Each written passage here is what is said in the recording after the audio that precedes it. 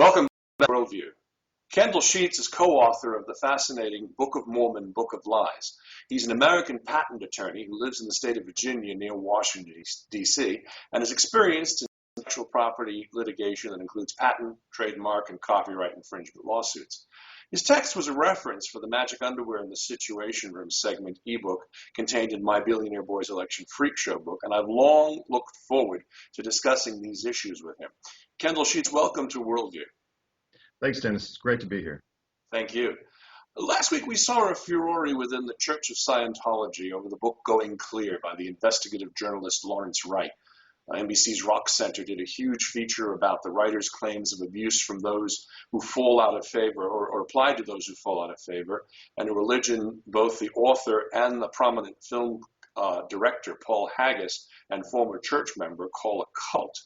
Now, Mormonism has experienced some of these same levels, and my motivation for writing my book was out of concern that the idea of separation of church and state could be put in jeopardy if a former Mormon bishop and stake president and leader of the church, who ended up using the church's tax-free status for his own financial gain, became the president.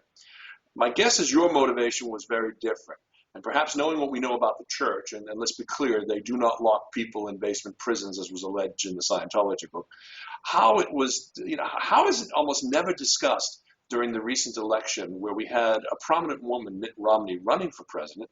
And could we begin with a discussion of Mitt Romney and some of the church's control and fear tactics and how they use them?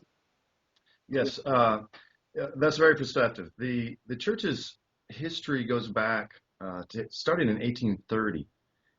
So it's much older than Scientology. And what I've said about Mitt Romney and why this suppression of the truth about the background of their coercion, how they've suppressed the truth within the church, it goes back that far. Without getting into too much details, it began with Joseph Smith, where in 1844 there was a newspaper in Nauvoo, Illinois that was about to publish an expose of his polygamy. Well, he was mayor and general of the Nauvoo militia, and they issued an order to go destroy the press, and which they in fact did. And this caused an arrest warrant to be issued by the Illinois governor, which led to his incarceration and his eventual assassination inside the jail. So looking back, putting history in perspective, now fast forward back to the 70s and 80s, where you get the rise. Now Mormons are beginning to get into politics. You have great wealth coming into the church. There's I call it a vast desire and need for power and money, and to use this politically.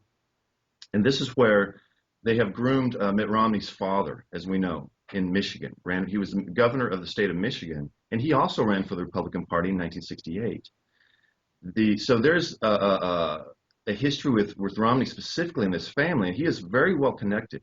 He is connected with the Marriotts, for example. His relative was one of the presidents of the church, and I have a photo of this. Most people don't realize. This goes back. You see Romney. This is not his direct descendant, but this is some kind of a great uncle he has. He was one of the three presidents of the church back in 1980, when there was also a huge scandal going on. We'll discuss in a minute. So why this didn't come out in the election is there's a very effective media PR presence within the church. That's one arm. The other arm is they suppress internal dissent. If you're a professor, if you're a scholar, if you're an intellectual, they have come out specifically and said, in the past, Elder Ward Packer, in 1993, said that the LDS Church identified feminists, homosexuals, and intellectuals as the three dangers facing the Church of Jesus Christ of Latter-day Saints. That's out of the LA Times. So there's been numerous authors, attorneys, and others who've been excommunicated out of Brigham Young, out of the church, and basically excommunicated out of your community. So this is a very touchy subject for us externally. This looks like a lot of internal politics within the church that people don't want to get into.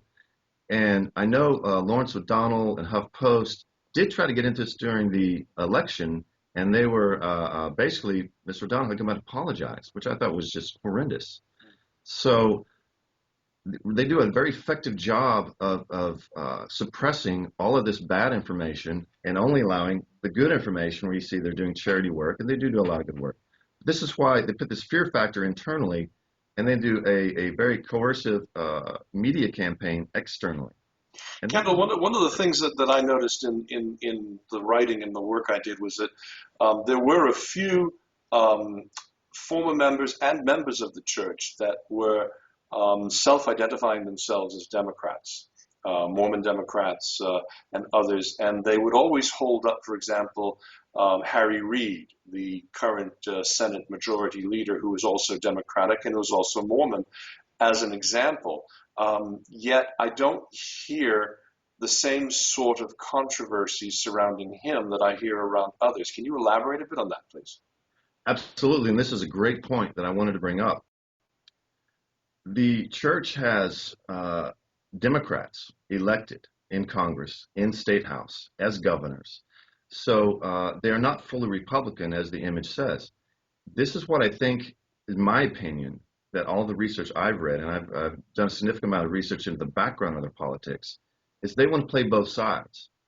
They are lust. There's a lust for power, and power in any means. And this means if they can get a Democratic vote out of their people, okay, let's put a Democratic candidate. If they can get a Republican vote out of their people, let's get a Republican candidate. My personal opinion, what I've said during the election, is that Harry Reid coming out and criticizing is a Mormon bishop is unheard of. Okay, you got to understand, Romney's family goes back to the presidency. You do not criticize these people within the church. You are excommunicated. You are look at all these others.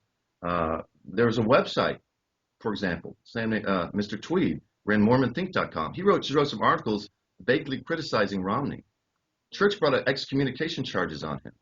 How come Harry Reid can get up and not be have the same charges? This is because they're playing both sides of the aisle. They're playing both sides of the coin in this push for power. Whichever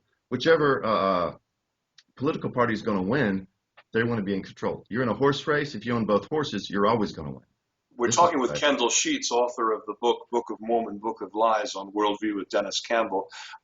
Kendal, let's go back to this power thing for a minute, because I found it rather extraordinary that if you look at the career and the history of George Romney, the father, who was the governor of Michigan, he tended to be more of a centrist Republican, worked with labor unions, worked with other groups, whereas his son during this last campaign drifted very far to the right and embraced things that were, I think, even repugnant, you could sense to him as he was running as a candidate.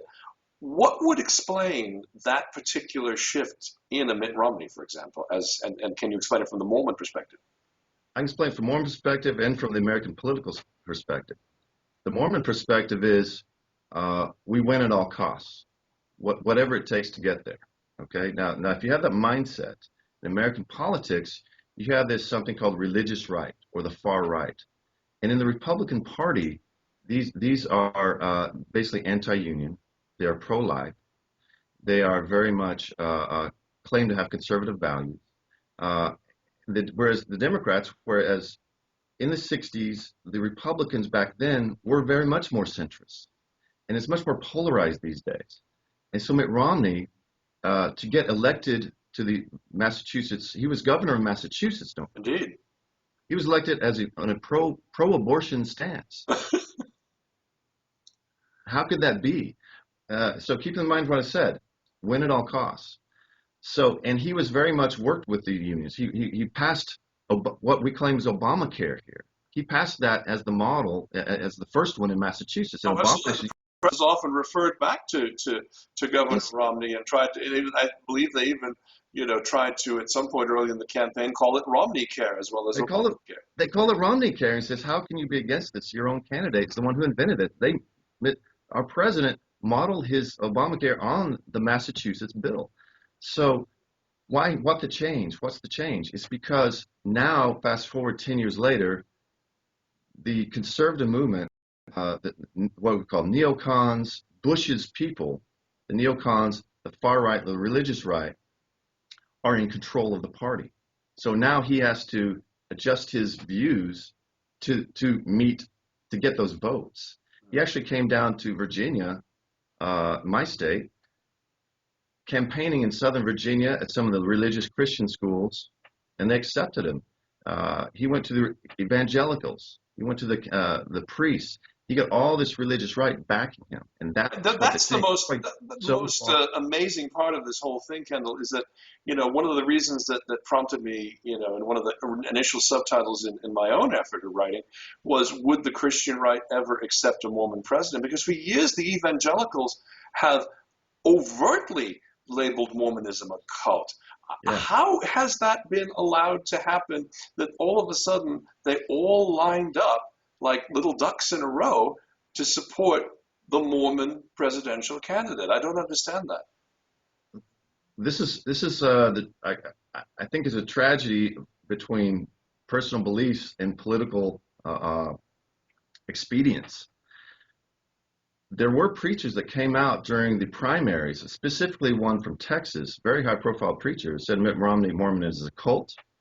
This is not acceptable. He will never win election. We will never vote for him. 6 months later, he'd been beaten down by the media. He'd been beaten down by the Republican machine, and he had to come and apologize and say, okay, Mitt Romney is now, it would be acceptable. And this happened over and over again. So there was this combination. Again, I go back to the church's media machine was very effective in getting to the CNN, the Fox, the ABC, and getting them to criticize, saying, and what they did was so effective, Dennis. They said, oh, and you would have criticized John Kennedy for being Catholic. Well, and that is such a wrong comparison. I have a perfect response. A, John Kennedy was no bishop. B, he barely practiced Catholicism. It's absurd. Yeah. But they used that. And if you remember, Mitt Romney came out and said, oh, I'm a leader, religious, my religion, Mormonism is to me as Catholicism was to John Kennedy. I'm cutting the field. And that silenced people. They said, oh, we can't criticize John Kennedy now. Yeah, it was really an incredible election all around.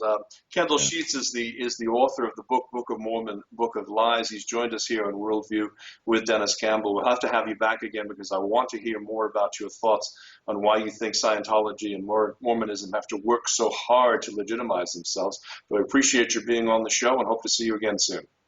Thanks very much, Dennis. I'll see you soon. Thank you.